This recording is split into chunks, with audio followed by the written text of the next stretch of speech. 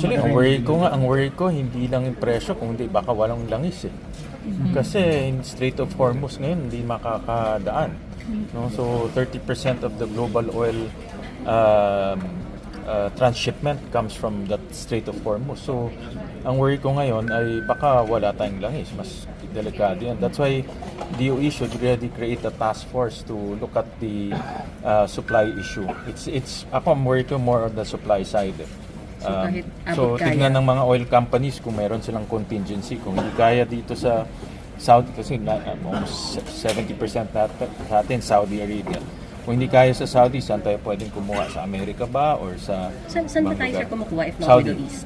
Saudi. If not Middle East, yes, sir. Wala na, doon lang. I think almost 80% ng oil natin is from the Middle East. Whether it's from Saudi Arabia or the other refineries there. So, yan ang mas nakaka-worry.